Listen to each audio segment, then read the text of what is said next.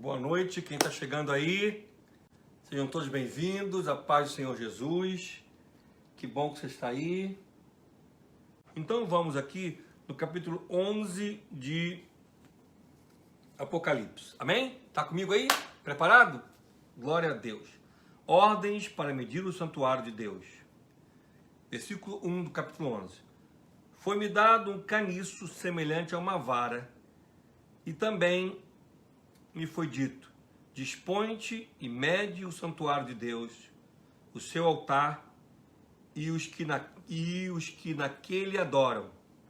Mas deixa de parte o átrio externo do santuário, e não o meças, porque foi ele dado aos gentios.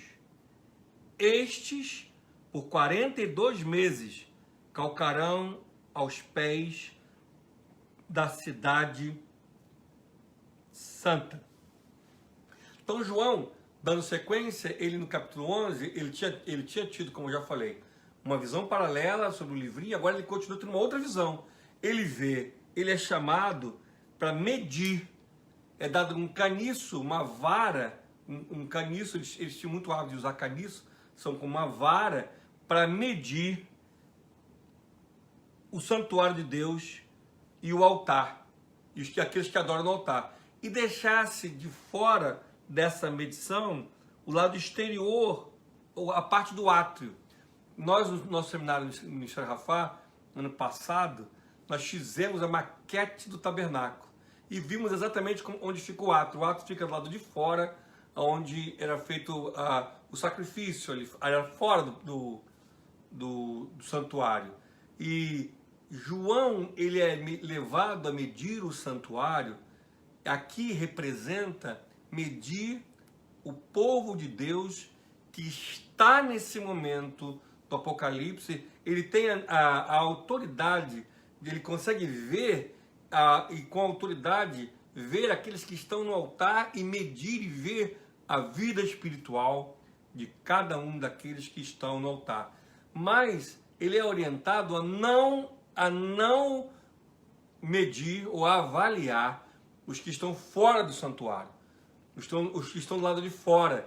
Ele diz que os que estão do átrio foram dados para os gentios. Gentios sempre teve uma conotação para o povo hebreu, para o Velho Testamento, de um povo rebelde, um povo sem a autoridade da presença de Deus.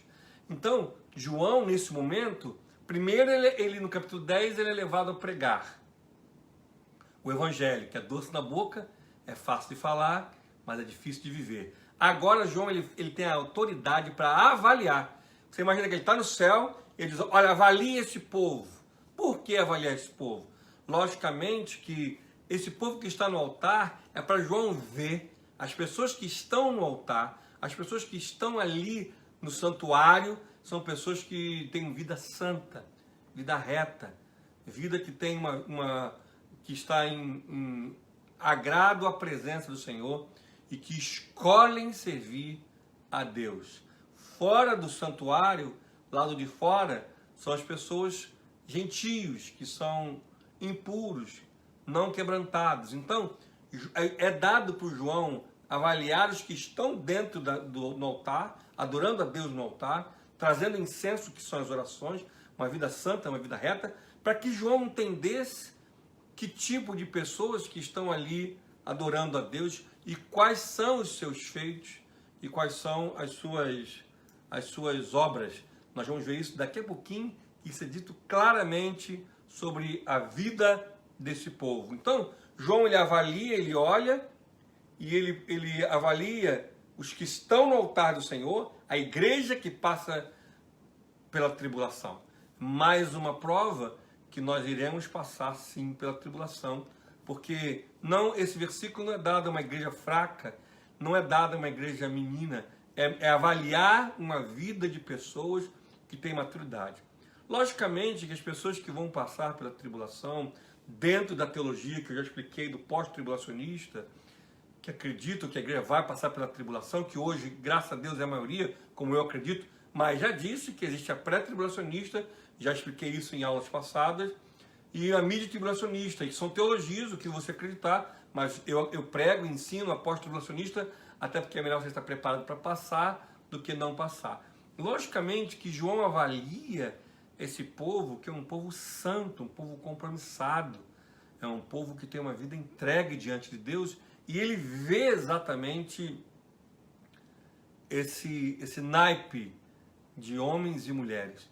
Como hoje eu fico avaliando, como hoje nós avaliaríamos se fosse nos dado que não foi nos dado, para medir, João teve a autoridade de medir, para ver a profundidade, a maturidade espiritual daqueles que estavam ali no santuário. E eu imagino pessoas que hoje desanimam, estão frágeis, não porque são meninas da fé, porque quando nós somos meninos da fé, nós titubeamos com mais facilidade, nós temos alguma dificuldade de discernimento, porque somos meninos da fé. Mas ao passar do tempo, na casa do Senhor, aprendendo, ouvindo, sendo direcionado, sendo discipulado, como na nossa igreja, os pastores discipulam ali corpo a corpo. Como alguém nesse momento pode ainda continuar débil na fé? Ou não ter a consciência de quem é Deus, de não desenvolver uma vida espiritual com Deus? Se essa pessoa hoje, ela não consegue se firmar, tendo todas as possibilidades da live, porque nesse período de 7 anos nós não teremos live. Lembra, Jesus falou, foge. A igreja do Senhor Jesus não vai se reunir. As que vão se reunir, que eu já expliquei na apostasia, são todos aqueles que apostataram da fé bíblica. Então, como vai suportar viver uma vida de renúncia, viver uma vida de escolher o sacrifício, se posicionar? Como vai escolher se hoje, com toda essa facilidade que nós nos encontramos quanto igreja, e alguns não conseguem hoje servir a Deus? Como seria a sua vida hoje se fosse lhe dada a João, a medisse a sua vida e a sua igreja, a nossa igreja? E é exatamente o que João fez. João viu as pessoas que estavam no altar, as que estavam fora do santuário, nem no ato lá fora, ou seja, nem mede, mas foi para que João observasse o naipe de pessoas, o tamanha convicção, a tamanha entrega, a tamanha esperança, certeza, porque fé é convicção de quem é Deus.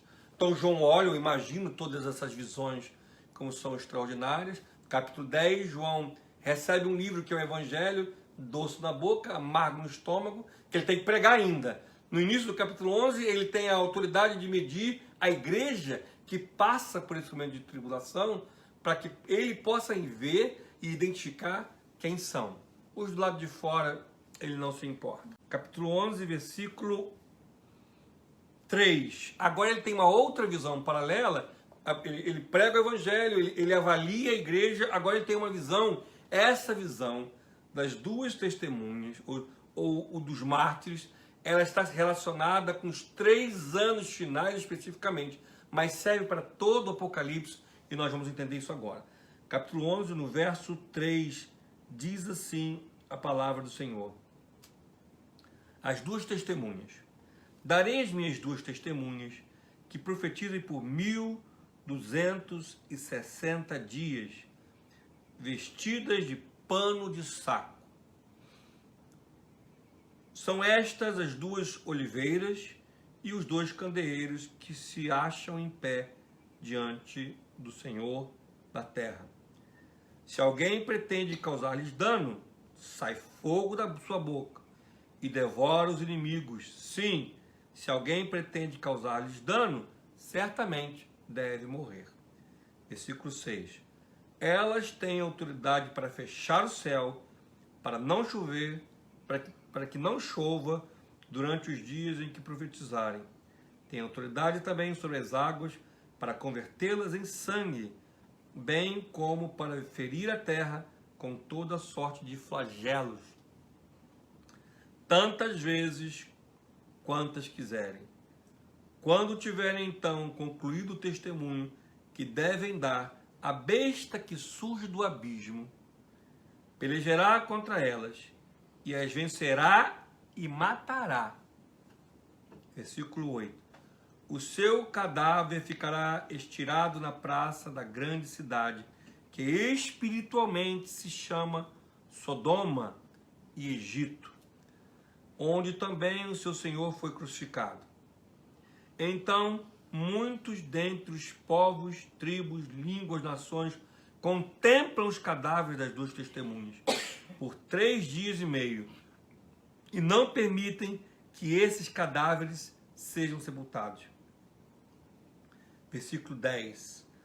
Os que habitam sobre a terra se alegram por causa deles e realizarão festas e enviarão presente uns aos outros,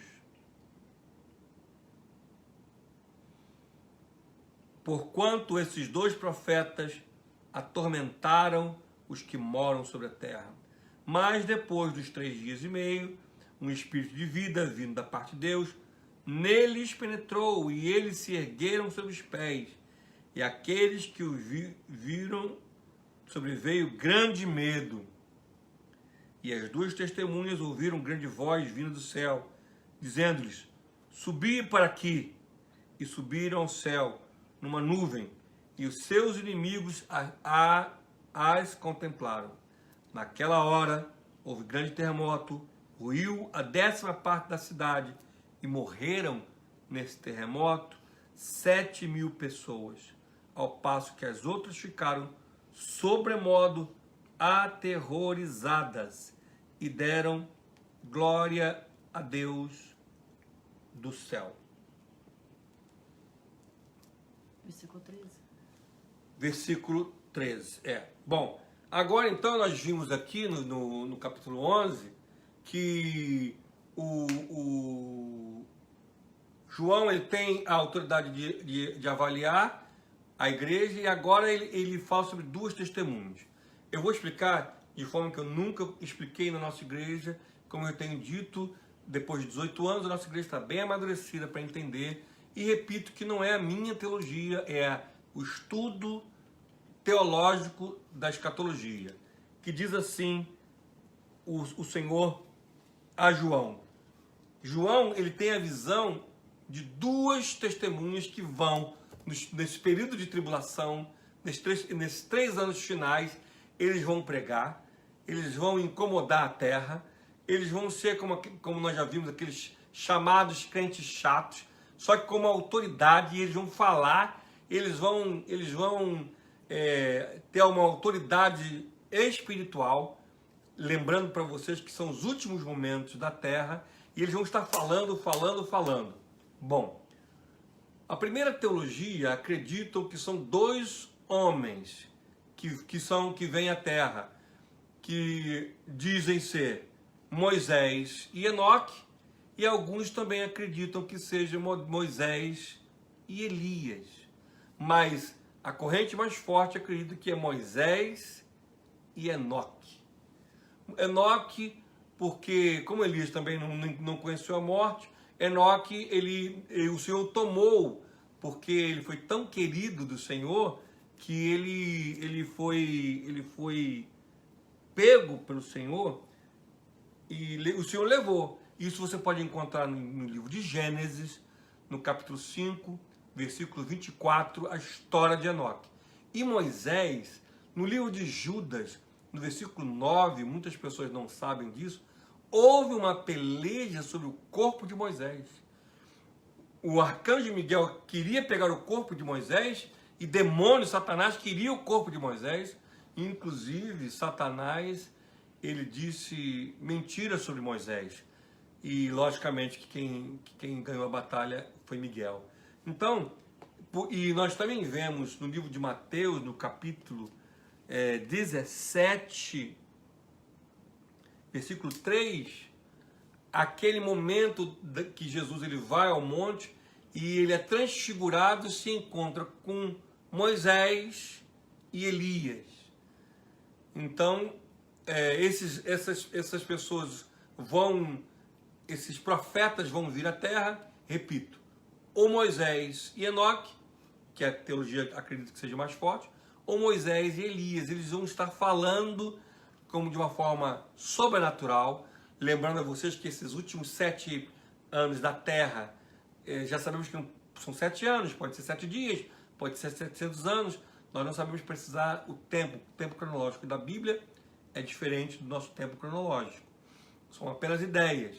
Então, esses profetas vão estar falando, e como nós vimos, depois de um período, eles vão ser mortos, e eles vão ser mortos.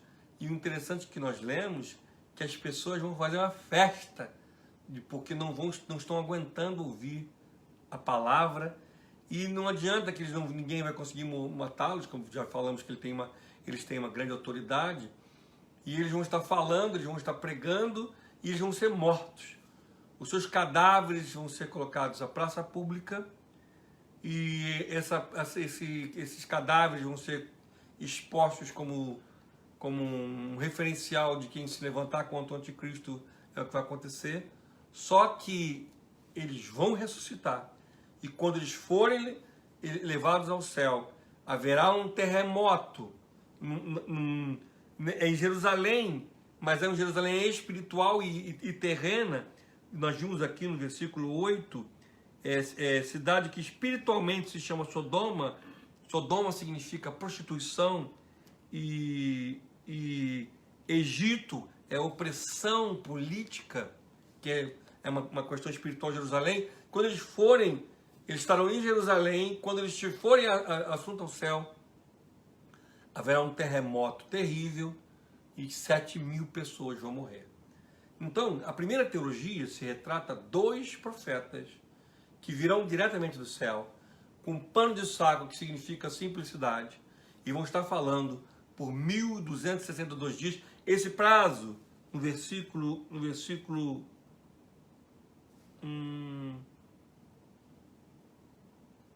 3, 1.260 dias, essa quantidade é o período, teologicamente falando, de todos os 3 anos e meio, que se repete, nós vamos ver no capítulo 12, versículo 6, fala também desse período, que Daniel também coloca de um período, outro período, e um outro período, esse período de 1.260 dias, eles vão estar falando, eles vão estar pregando em Jerusalém.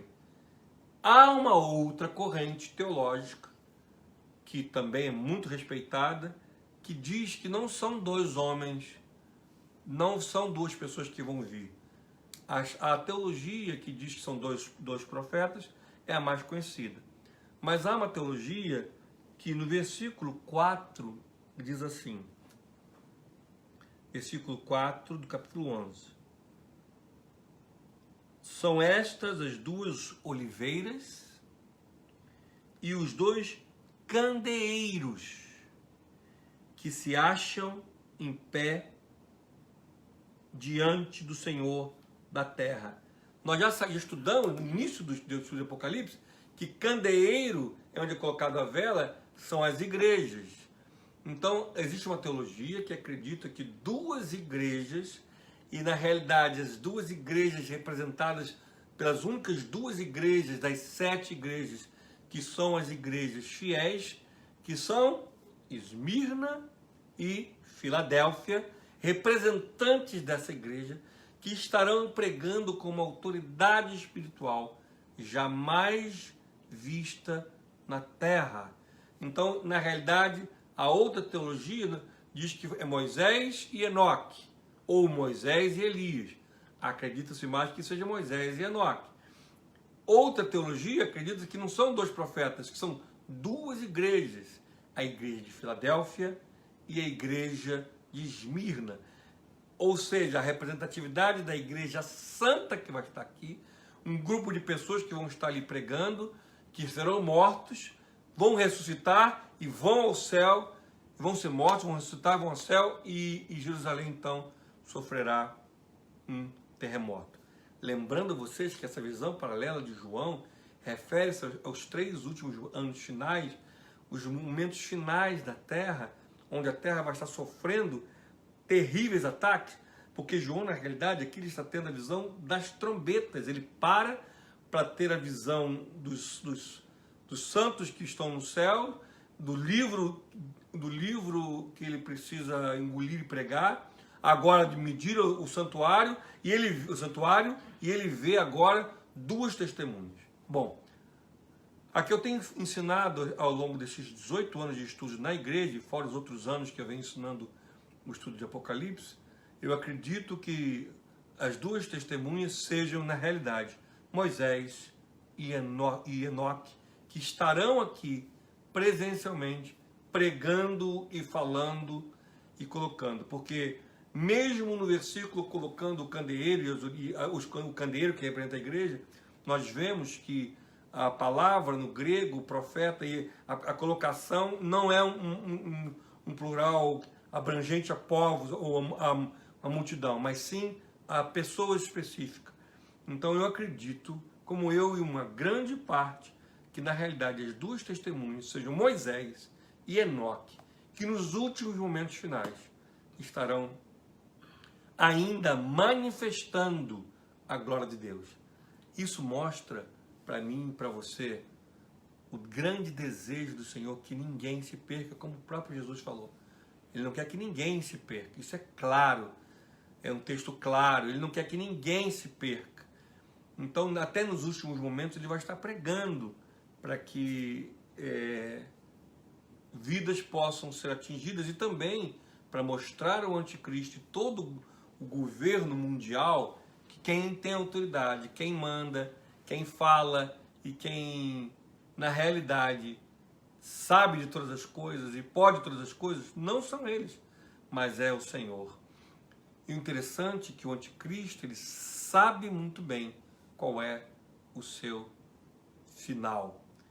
Então, João, ele tem essa visão dos mártires, ele tem essa visão do santuário, dos mártires, pregando ali em Jerusalém.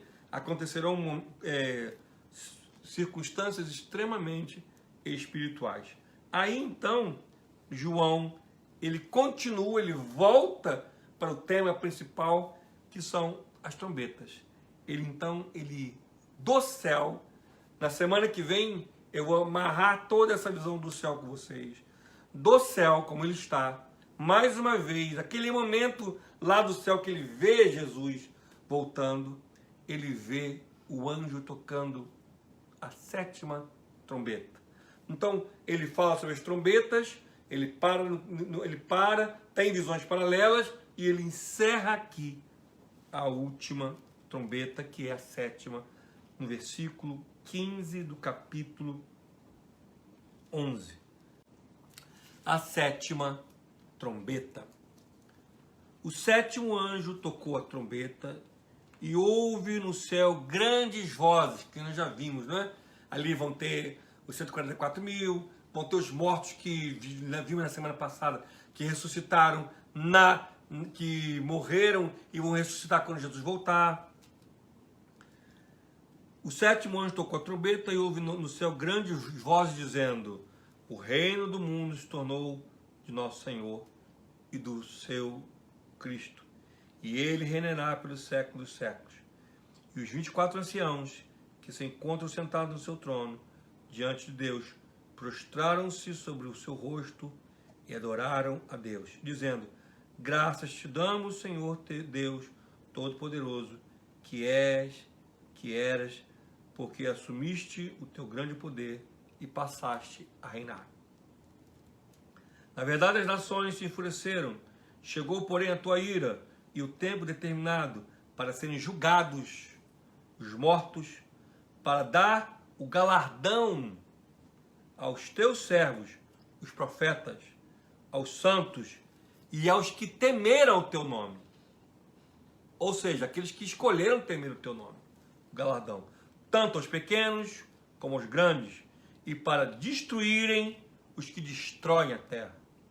Abriu-se então o santuário de Deus que se acha no céu, e foi vista a arca da aliança. No santuário sobrevieram relâmpagos, vozes, trovões, terremotos e grande saraiva. Vamos abrir a Bíblia para nós entendermos no livro de 1 Coríntios, no capítulo 15, versículo 52. 1 Coríntios 15, verso 52, que diz assim, 1 Coríntios 15, 52.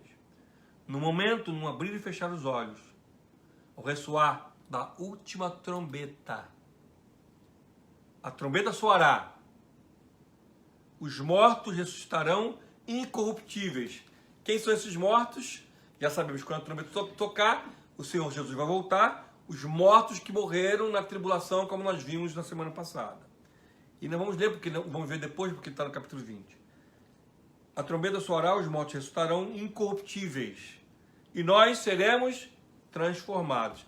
Mais uma prova que se a trombeta toca, os mortos ressuscitam, então não há arrebatamento antes de quando o anticristo for anunciado.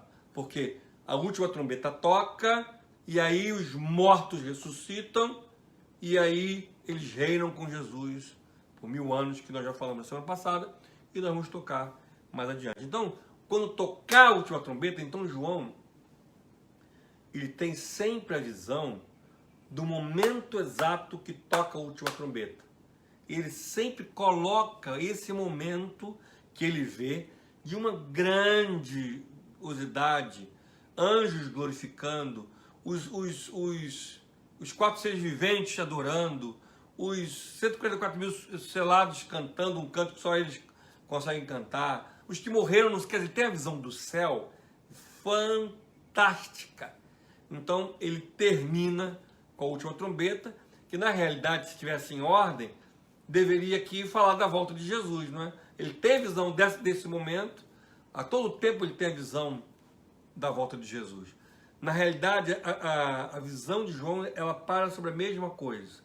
O céu, os acontecimentos do finais, acontecimentos, daqui a pouquinho nós vamos ver as vozes, ele tem a visão de tudo de novo, quer dizer, ele tem uma visão do céu, de toda a questão espiritual, do momento exato da volta de Jesus e do que está acontecendo aqui na terra.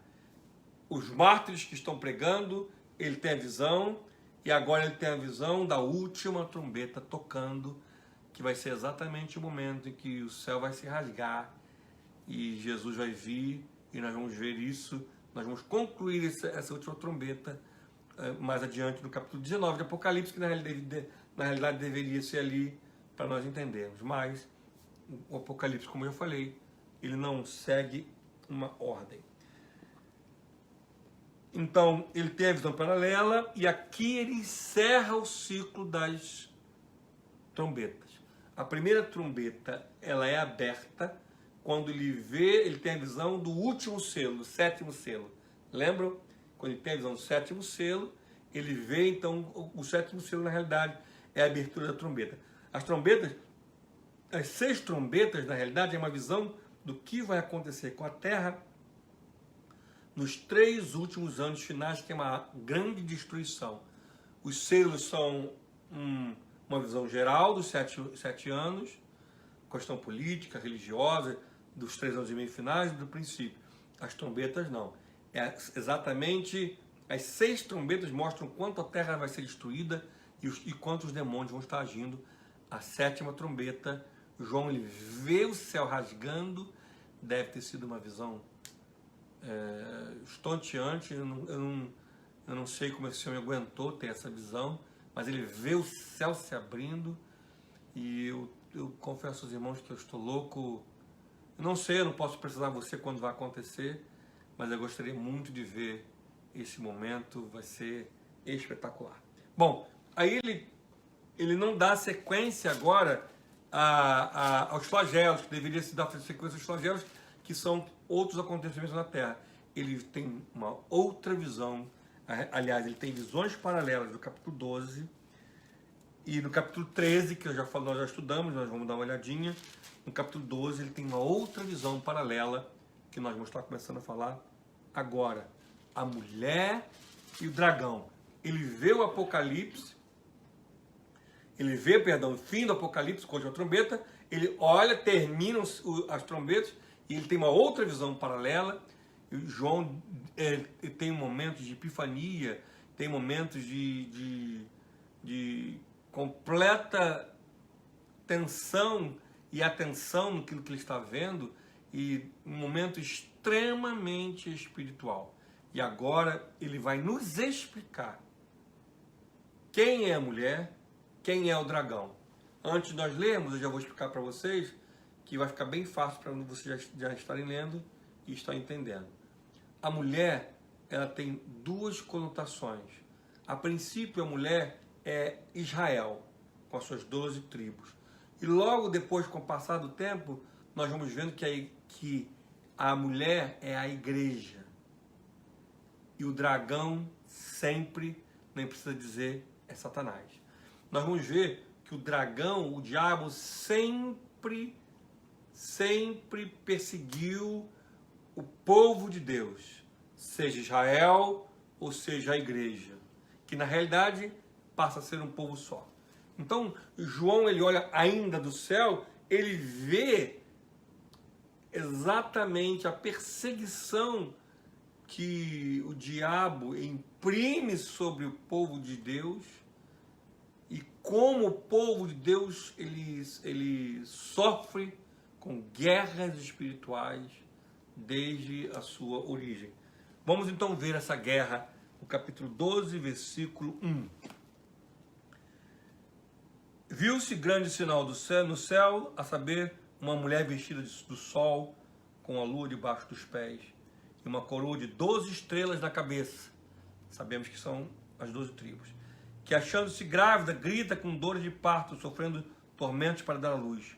Viu-se também outro sinal no céu, eis um dragão, já sabemos que é Satanás, grande, vermelho, com 7 cabeças, 10 chifres, nas cabeças 7 diademas.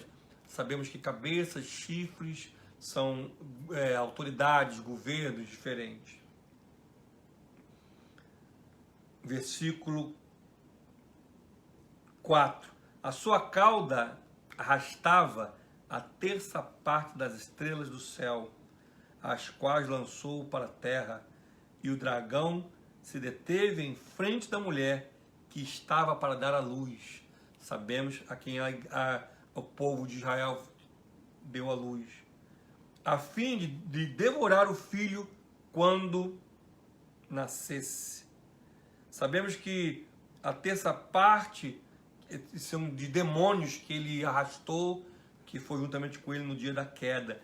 Então agora João, ele depois de ter visto mais uma vez aquele momento final da volta de Jesus, aqueles momentos finais, ele volta e tem a visão exatamente da guerra de Satanás contra Israel, que usou de todos os recursos, e no final nós vimos um dos recursos que Satanás usou, que foi Herodes, matando todos os meninos da região, que para tentar evitar o nascimento de Jesus.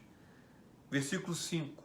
Nasceu-lhe, pois, um filho varão, que há de reger todas as nações com cetro de ferro. E o seu filho foi arrebatado para Deus até o seu trono.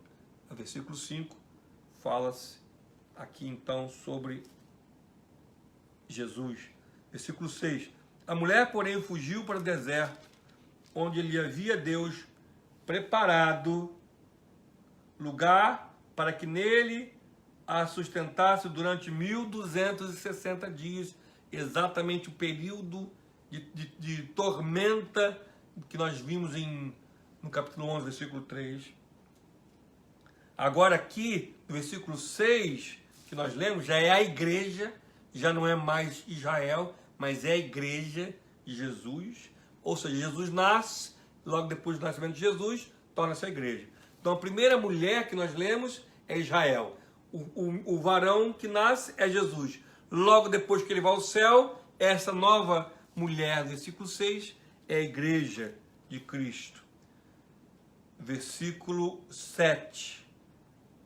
Houve peleja no céu, quer dizer, então ele vê a guerra de Israel, o nascimento de Jesus, e a igreja ficando num local, num deserto, que significa aflição por 1260 dias, que nós vimos. Ele tem uma outra visão, ainda com o dragão. Houve peleja no céu, Miguel e seus anjos pelejaram contra o dragão.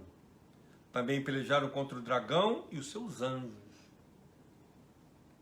Versículo 8. Todavia não prevaleceram, nem mais se achou no céu o lugar deles. E foi expulso o grande dragão, a antiga serpente, que se chama Diabo e Satanás. Aqui é claro que a forma com que nós chamamos e por que ele é chamado de Satanás. Diabo, sedutor, o sedutor. Foi atirado à terra e com ele os seus anjos. Sabemos então que o diabo está aqui na terra. Então ouvi grande voz do céu proclamando: agora veio a salvação e o poder, o reino do nosso Deus e a autoridade do céu, do seu Cristo, pois foi expulso o acusador de nossos irmãos, o mesmo que acusa de dia e de noite diante do nosso Deus. Quer dizer, João tem a visão exatamente do momento que ele arrasta demônios. João tem uma visão profunda de sendo expulso do céu, sendo lançado na terra. João vê isso no mundo espiritual e vê que esse dragão, ele acusa o Senhor de dia e de noite. Ele é o acusador dos nossos irmãos. Ele acusa, tá vendo? Aí, tá querendo perdoar fulano, olha lá, não quer nada. Ele acusa de dia, né? Olha lá, olha o que está fazendo. Ele é acusador, ele vive acusando. O que o Senhor diz que lançou sobre o mar do esquecimento todos os nossos pecados, quando nós confessamos, ele esquece. O diabo fica acusando de dia e de noite, falando e lembrando, que nem uma tagarela maldita, os pecados. Versículo 11. Eles, pois, o venceram por causa do sangue do Cordeiro e por causa da palavra do testemunho que deram, e mesmo em face da morte, não amaram a própria vida. Quando você percebe, do versículo 6 até aqui, João coloca da igreja messiânica, da igreja de Cristo, a mulher, versículo 6, que vai para o deserto, ficar ali 1260 dias em prova no deserto, aí coloca a visão que o diabo ele é expulso, é sedutor, ele acusa diante de Deus, mas observe bem o versículo 11. Eles, pois, o venceram. Eles quem? Versículo 6, que estão no deserto. Aqueles que estavam ali na tribulação, passando as lutas no período da tribulação. Eles, pois, venceram por causa do sangue do Cordeiro, por causa da palavra do testemunho que deram, e mesmo em face da morte, não amaram a própria vida. Essa é a igreja que João mede no capítulo 11. Que João, então, ele vê, olha o entendimento para que você compreenda, então, esse capítulo 12. João, ele vê a guerra de Satanás, que é o dragão, e a primeira mulher, que é o povo de Israel. Nasce Jesus, a mulher se torna a igreja. João vê a igreja no deserto por 1260 dias, que é os 1260 dias que os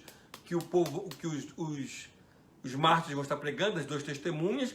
João vê como o diabo foi expulso, ele é acusador, ele é sujo, esse dragão que lutou contra Israel, que lutou contra a igreja, que vai pelejar contra nós, mas mostra que, por causa da fé desses homens, devido à convicção deles, e porque não temeram a morte, eles venceram a Satanás. E João vê isso. É o mesmo grupo de pessoas que João já viu no capítulo 7, quando ele vê. E quem são esses? São os que morreram na grande tribulação. É a mesma visão que Daniel coloca, que vale ressaltar, ler mais uma vez. Esse é um versículo que eu amo no livro de Daniel, no capítulo 11. Deixa eu achar aqui para nós lermos. Daniel, no capítulo 11. Olha só. Aos violadores da aliança, que são os violadores da aliança, são aqueles que largam, né? Ou seja, isso também prova que alguém pode largar, que viola a aliança porque é violável a aliança, não é? Senão, se a aliança não fosse violável, não colocaria aqui. Mas que aos violadores da aliança, ele com lisonjas, ou seja, já está mostrando como é que ele vai fazer as pessoas largarem a fé. Perverterá, mas o povo que conhece o seu Deus se tornará forte e ativo. Vou repetir. Aos violadores da aliança, ele com lisonjas perverterá, mas o povo que conhece seu Deus se tornará forte e ativo. Os sábios entre o povo ensinarão a muitos, todavia cairão pela espada e pelo fogo, pelo cativeiro e pelo roubo por algum tempo. Ao caírem eles serão ajudados com um pequeno socorro, mas muitos se ajuntarão a eles com lisonjas. Alguns dos sábios cairão para serem provados, purificados e embranquecidos até o tempo do fim, porque se dará ainda no tempo determinado. Ou seja, é essa igreja que João mede. João está vendo a igreja convicta. Ele tem a visão da guerra espiritual, de Satanás contra Israel, Satanás contra a igreja no deserto, 1260 dias, que nós já vimos que vai ser o período que vai estar ali guerreando os profetas, vai ser momentos finais, e mostra que ele vai ser vencido, e o povo que vai vencer são os que não temem a morte. É um pessoal que sabe exatamente o que é o mundo espiritual. Se você ainda não entendeu o que é o mundo espiritual, se você ainda brinca, é hora de você despertar. Ser crente é muito mais do que frequentar uma igreja, do que dar uma ofertinha, do que fazer da forma e do jeito que você quer. Se você hoje tem dificuldade de submeter a Deus, peça perdão, se arrependa, se coloque no altar do Senhor. O tempo todo nós vemos aqui a posição de pessoas que o Espírito Santo traz para eles, mas que têm a escolha, você viu? Que aceitaram a lisonja, que violaram. O verbo é claro de pessoas que rejeitam uma vida espiritual. O Espírito Santo de Deus o tempo todo nos traz, nos atrai para Ele. Ele nos amou primeiro, isso é claro, mas você hoje precisa buscar uma vida espiritual profunda para que você suporte os dias atuais e os que hão de vir sem perder a fé e sem ser enganado, porque nós já falamos que ele vai usar de teologias baratas e falsas, que não são nem teologias, para enganar, e vou enganar até muitos. Eu vou enganar os eleitos. Olha, se vou enganar os eleitos, porque a palavra eleito significa ali que são o povo de Deus. Mas se eles fossem eleitos, definitivamente eles não seriam enganados. Mas então eles vão enganar até a igreja. Mas não vão enganar você, porque você tem estudado Apocalipse, você tem orado, você tem buscado, você tem ofertado o seu tempo, ofertado a sua oração, ofertado de dinheiro, você tem se colocado diante do Senhor na obra. É a hora de se entregar por completo a Deus, porque é exatamente isso. Vou ler mais uma vez, versículo 11. Eles, pois, venceram por causa do sangue do Cordeiro e por causa da palavra do testemunho que deram, mesmo em face da morte. Não amaram a própria vida. Essa igreja que João mediu. Vamos ler o versículo que ainda termina no versículo 12. Por isso, festejai aos céus, e vós, os que nele habitais. Ai da terra do mar, pois o diabo desceu até vós, cheio de grande cólera, sabendo que pouco tempo lhe resta. O diabo, ele tem pouco tempo, ele quer arrastar muitas vidas, seduzir muitas vidas, você viu? Com lisonjas. O que é lisonja? Ele vai falar exatamente aquilo que você quer, gosta de ouvir. O que você gosta de ouvir? Fala. Ele vai falar exatamente aquilo que você gosta de ouvir. E muitas vezes nós evitamos mensagens de confrontos. A Bíblia, Jesus, nós temos uma mania menina e egocêntrica de romantizar Jesus. Eu quero dizer uma coisa para vocês, Jesus hoje teria dificuldade de pregar em qualquer uma das nossas igrejas. Se Jesus hoje fosse pastor, nós teríamos grande dificuldade até de pregar no Ministério Rafá. Porque sabe como é que ele falava? Raça de víboras. Se eu hoje falar isso aqui, você desliga agora aí. Quem é esse pastor? Foi o que Jesus falava. Se eu entrar agora no Ministério Rafá e quebrar tudo que eu vejo lá, quebrar tudo no amor na igreja, sabe o que eu vou chamar? Que eu não tenho amor no meu coração. Foi exatamente o que Jesus fez. Jesus entrou no templo e quebrou tudo, porque viu todo mundo vendendo a fé. Jesus, ele chamou, todo o confronto que ele teve, ele, no capítulo 6 e 7 de João, ele falou: vocês me seguem porque eu dou pão. Vocês me seguem só porque eu tenho pão para vocês. Vocês não me seguem porque têm convicção. Todos os diálogos de Jesus vêm com uma severidade tremenda. Jesus, ele chega para um homem impressionante. Esse homem, essa história já falei diversas vezes. Ele chega para o homem de Gadareno, que é endemoniado, e ele estava nu, Jesus curou ele, libertou ele. E aí Jesus está indo embora, não é porque a cidade bota ele para fora, e ele entra no barco negativo, vai embora. Aí ele vai lá e prega e diz o que aconteceu com a sua vida. Hoje, se nós falarmos isso para os irmãos da igreja, vão dizer lá, e o pastor despreza as ovelhas. Jesus falou, negativo, vai e prega, vai, não peques mais. As conversas de Jesus são extremamente de confronto. Jesus fala, arrependei-vos. A palavra de Jesus é de confronto. Eu não poderia, eu nem nenhum dos nossos pastores brasileiros, ou aqui nos Estados Unidos, eu não estou falando, nós não podemos falar 10% do que Jesus falava, porque vamos nos julgar de uma forma terrível. E as pessoas pensam que Jesus falava, que nada, meu irmão. Para você ver quais eram as conversas que Jesus tinha. Então, toma cuidado, porque o diabo, ele já sabe o fim dele. Por isso que eu falei na semana passada que depois do estudo de Apocalipse eu sinto um peso, que eu preciso orar, eu preciso tirar um devocional, orar a Deus, porque o diabo, ele fica furioso, porque ele sabe qual é o seu fim, mas só que a igreja não sabe o fim dele. As pessoas não querem estudar Apocalipse, Apocalipse não vende, Apocalipse não é atraente.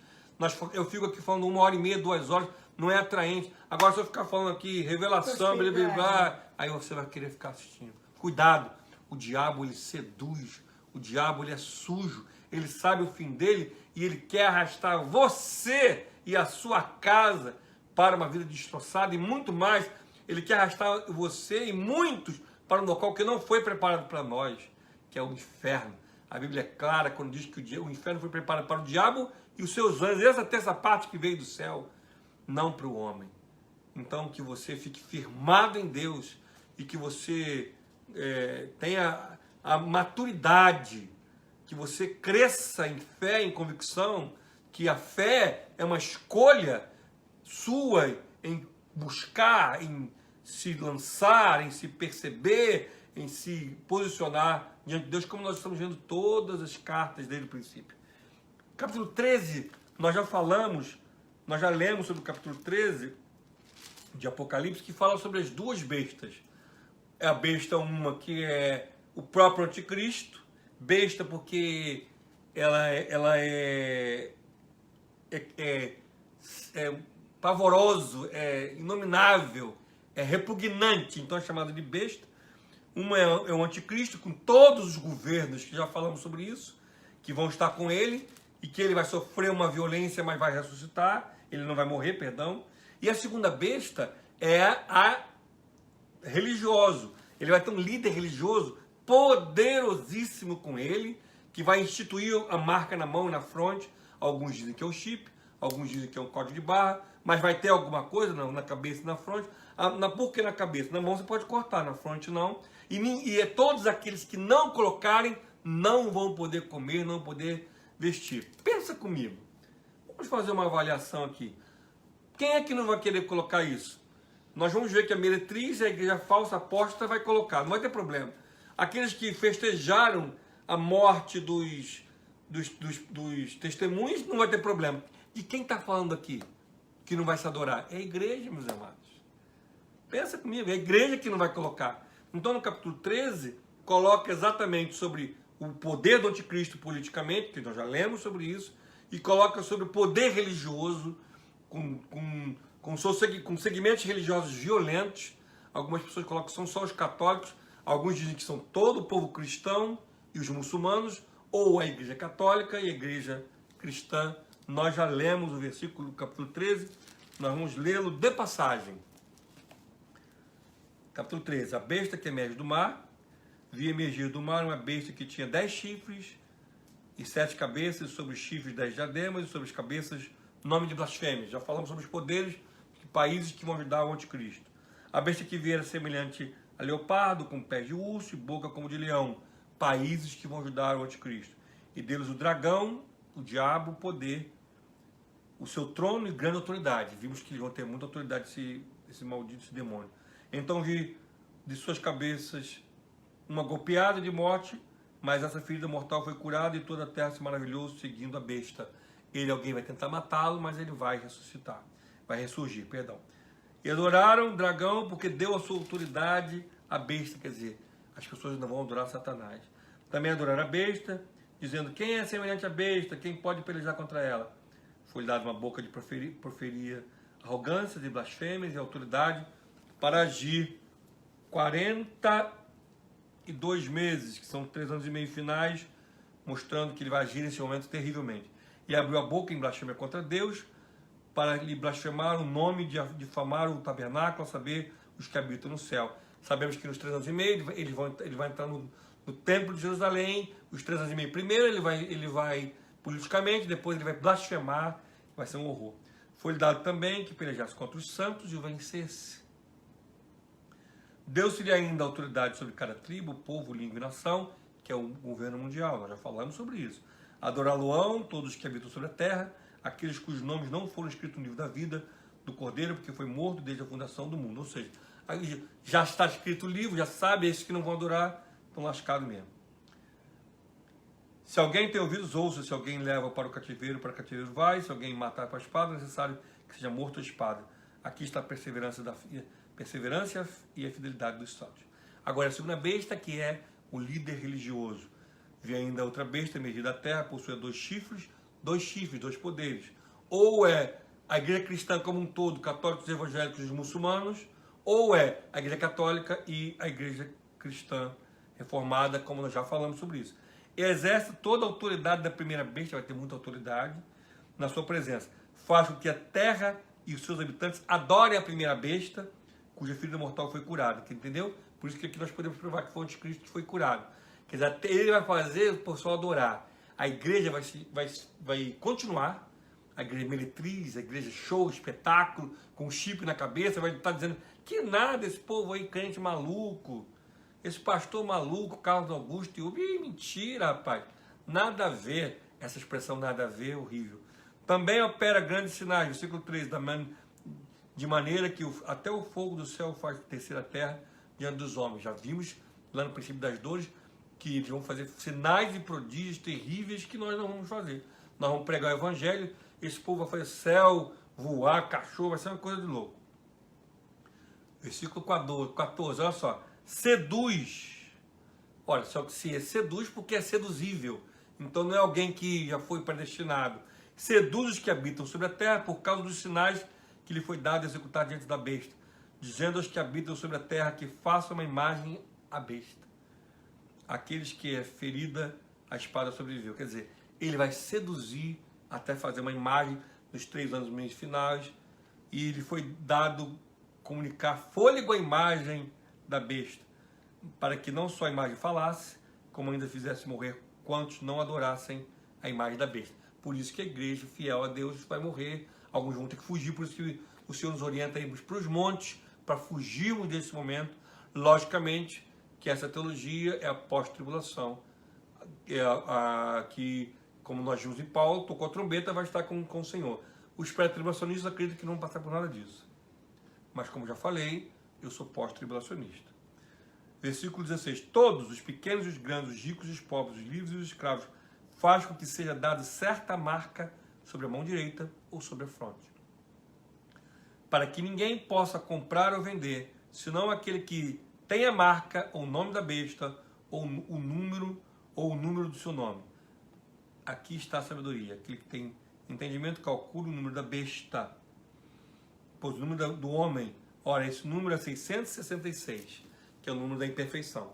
Nós já falamos no capítulo 13, só estou dando uma recapitulação, que como nós estamos seguindo toda a leitura. O capítulo 13 mostra o anticristo, que é uma besta, um homem abominável, como nós vimos em Tessalonicenses, e os poderes que ele vai fazer um governo mundial, onde grandes autoridades e governos do mundo vão estar com ele, como nós já vimos na segunda, terceira aula, quem é o anticristo. Você pode ver no canal Aconselhando Vidas, todos os estudos. Eu aconselho você a fazer isso, estudar, sentar, ler, para que você possa aprender. Vimos aqui que uma das qualificações dele, que ele vai ele vai dividir os poderes da Terra, a ONU, a OTAN, a OMS, por prêmios, não é? Quem já fazem os governos de mundos hoje? E ele e quem vai estar com ele ali vai ser a religiosidade, porque ele vai ser um homem muito bom nos 3 anos, primeiros momentos, 3 anos e meio, ele vai falar de Deus, ele vai ser um homem muito amoroso, ele vai ser um homem que vai falar muita paz. Gente, já falamos, né? Quando vem muita paz, eis que sobrevirá grande tribulação. Quando eu vi outro dia um religioso, um papa falando, até mesmo eu vejo a igreja fazendo, vamos para o trio elétrico da paz, gente, não tem paz. Isso é meninice.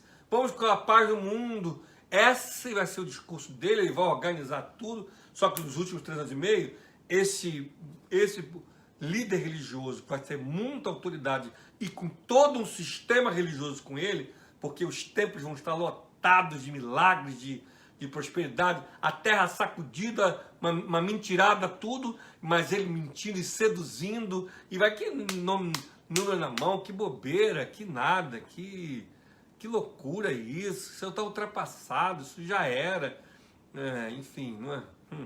Só falta, enfim, né? O cara daqui a pouquinho vão dizer que eu também estou ultrapassado, que a Bíblia está ultrapassada, é isso aí mesmo. O negócio agora é a gente pregar de biquíni no altar e vambora, estudar nada de teologia, que é um cuspe na cabeça e vai, todo mundo é pastor, é isso aí, bota um louvor, os cantores evangélicos, tem fã-clube, isso aí. É esse povo aí que segue os fã-clube de cantores evangélicos, de pastores, fãs-clubes. Isso é exatamente o que Paulo coloca aqui. Não suportarão a sã doutrina no final dos tempos. Serão homens que vão querer, com os ouvidos que vão coçar para ouvir aquilo que querem ouvir. Por isso tem dificuldade muitas vezes de me ouvir. Está coçando seu ouvido para ouvir o que você quer ouvir. O que você gosta de ouvir. Tem dificuldade de ouvir a palavra, o confronto de uma vida santa, de uma vida reta, de uma escolha diante de Deus, de uma escolha no altar. Aqui nós vemos então 2 bestas, o anticristo e o líder religioso, que nós vamos ver daqui a pouquinho, nos próximos capítulos, que é a grande meretriz, a grande Babilônia, que é um governo político e religioso corrompido, seduzido, e nós da igreja vamos estar no deserto, 1620 dias ali aprisionados, mas vamos vencer, vão rir de nós. Filhos vão ser traídos pelos pais, os pais vão ser traídos pelos filhos, mas a nossa visão é a visão do céu.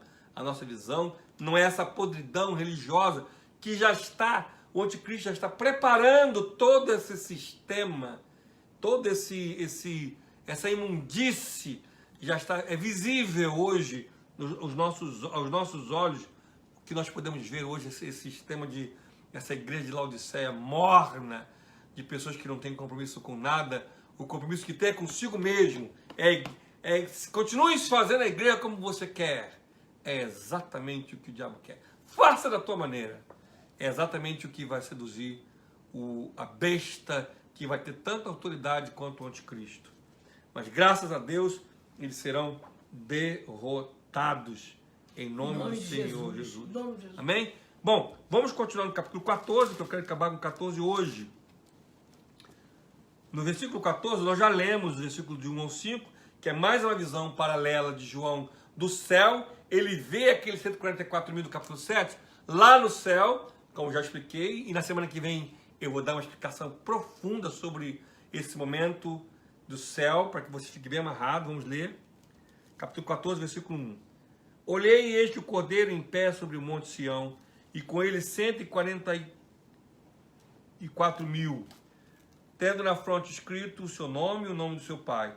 Ouvi uma voz do céu, como voz de muitas águas, como voz de grande trovão.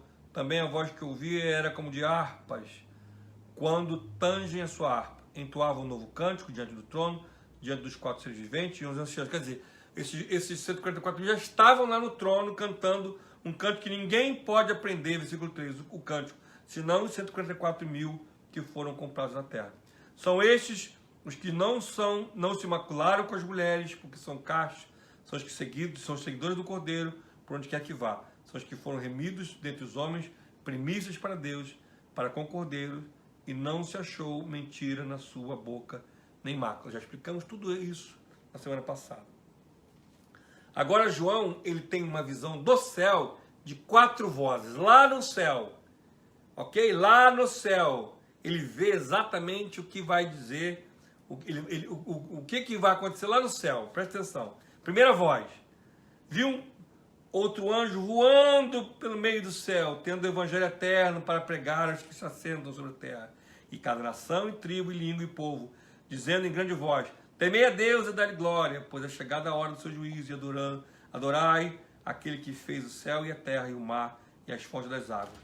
6 e 6, capítulo 14, 6 e 7, ele está lá no céu, e vê um anjo, que está voando, lá no céu, lá no trono, e dizendo isso. O evangelho não vai ser pregado lá no céu. E aí lá no céu ele ouve a segunda voz.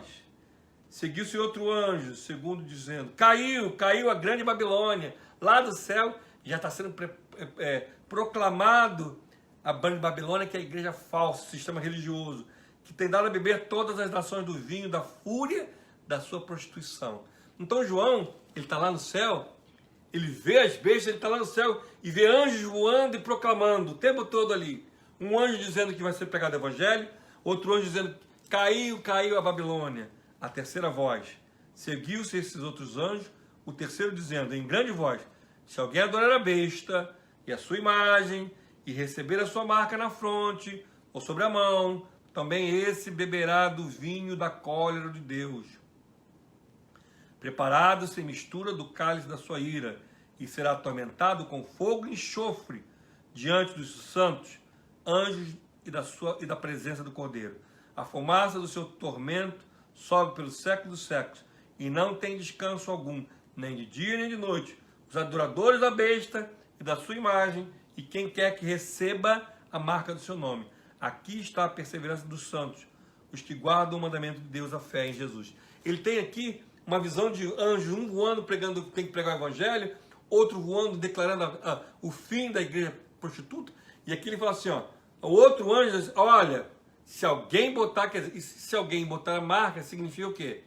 Pode se colocar ou não, é uma escolha, ninguém é predestinado ao inferno, é uma escolha. E aí ele vê o anjo dizendo a maldição que vai acontecer com aqueles que colocarem essa marca. A quarta voz, olha só. Então ouvi do céu dizendo, escreve, aí já é diferente. Escreve, lembra das bem-aventuranças na segunda aula que eu dei? Então ouvi uma dos céus dizendo, escreve, bem-aventurados os mortos, que desde agora morrem no Senhor. Sim, diz o Espírito, para que descansem das suas fadigas, pois as suas obras os acompanham. Vimos aqui que bem-aventurados que ficarem firmes, que estão cansados, que sustentam a igreja, que são poucos, que lutam pela fé, que dão a vida pela obra do Senhor. E diz ele diz para escrever, que vão ser bem-aventurados, para que descansem das suas fadigas, que as suas obras o acompanhem. Ou seja, o legado que eles deixaram na terra vai acompanhá-los para sempre. Quer dizer, João, depois da visão da besta, ele vê a visão dos 144 mil, mais ou menos do céu, ele vê os anjos voando, um proclamando o evangelho vai ser pregado, outro dizendo, a Babilônia caiu, essa igreja prostituta, outro dizendo, olha, quem botar a marca vai se arrebentar, e depois escreve aí, bem-aventurado, e descansem os que lutaram na fé, as suas obras vão persegui-lo. Qual é a sua obra? Qual é o legado que você tem dado, além de você mesmo? Nós estamos numa fase da vida, num momento da igreja, de extremo egoísmo, onde a obra é o seu próprio umbigo. Mas existem pessoas que, graças a Deus, estão servindo a Deus. E tem um legado. Terminando esse capítulo, João ele vê a ceifa, que é o momento que vai passar a foice para pegar a sua igreja, e a vindima, que é o complemento desse momento de pegar a igreja. Vamos ler então, para encerrar. A ceifa, versículo 14 do capítulo 14. Olhei, eis uma nuvem branca, e sentado sobre a nuvem, um semelhante a filho do homem, tendo na cabeça uma coroa de ouro, e na mão uma foice afiada. Outro saiu do santuário, gritando em grande voz, aquele que se achava sentado sobre a nuvem, que é Jesus: toma a tua força e ceifa, pois chegou a hora de ceifar, visto que a seara da terra já amadureceu. E aquele que estava sentado sobre a nuvem passou a foice sobre a terra, e a terra foi ceifada, tirando dali como o joio do trigo que já foi dito. Então saiu do santuário, versículo 17, que se encontra no céu, outro anjo, tendo ele mesmo também uma foice afiada. Saiu ainda do altar outro anjo, aquele que tem autoridade sobre fogo, e falou em grande voz que tinha foice afiada, dizendo: toma a tua foice afiada, junto aos cachos da videira da terra, porquanto as suas uvas estão amadurecidas. Então o anjo passou a sua foice da terra, vindimou a videira da terra, e lançou-a no grande lagar da cólera de Deus. E o lagar foi pisado fora da cidade, e correu sangue do lagar até os freios dos cavalos, numa extensão de 1.600 estádios. Então uma ceifa passa e leva o Senhor que está na nuvem, a outra ceifa são os anjos que levam para o inferno. Então, nesse capítulo 14, ele tem a visão dos 144 mil do céu, que nós vamos falar, já falamos sobre isso. Na semana que vem eu vou falar bem detalhadamente sobre o céu e tudo que já foi dito. E aí ele vê os anjos glorificando a Deus, dizendo: o evangelho vai ser pregado. Outro anjo dizendo: a Babilônia, a igreja prostituta, a fé prostituta, vai cair, caiu. Outro diz: ai daquele que colocar a marca na fronte e na mão. E outro diz: escreve aí: bem-aventurados os que morreram, que descansem da fadiga, e as suas obras vão estar com eles, vão estar seguindo eles. E aí ele vê a ceifa, a igreja sendo ceifada, e ele vê a vindima, que são os incrédulos indo para o inferno. Muitos ensinamentos. Capítulo 11. Os dois profetas. Uma teologia diz que são duas igrejas, Minas e Filadélfia. Outros dizem que são Moisés e Enoque, ou Moisés e Elias. A mais forte é que seja Moisés e Elias, que nos últimos 3 anos e meio final vão estar pregando, vão morrer, vão ressuscitar, vão para o céu e vão pregar. E mesmo assim, muitas pessoas vão festejar a sua morte, porque o evangelho vai incomodar. No capítulo 11. Capítulo 12, nós vimos a guerra do diabo. João, ele viu o diabo lutando contra Israel, o nascimento de Cristo, a igreja, a história do diabo, que perturba, que zomba de Deus sobre as nossas vidas. Fulano não quer nada, ele fica zombando, ele fica acusando a Deus, a sua misericórdia, mas mostra que a igreja que está no deserto vai vencer. Capítulo 13 mostra a besta, que é o Apocalipse, o anticristo, e a besta, o líder religioso, e todo o sistema político que vai estar com ele, e o sistema da mão que vai ser estipulado para que o adorem, e aqueles que não colocarem não vão poder vender, não vão poder comprar. Então aproveite seus bens agora, que no céu você não vai fazer valor nenhum. É bom que você construa, mas não coloque seu coração nisto. Capítulo 13, as bestas. 14 é a visão do céu, 144 mil cantando um canto que só eles podem cantar, os anjos, a ceifa para o céu e depois a condenação eterna. Ufa, Deus abençoe a cada um, Deus abençoe vocês. Estamos indo bem no Apocalipse. Um beijo para vocês todos, tá? Fiquem na paz do Senhor Jesus. Eu vou desligar.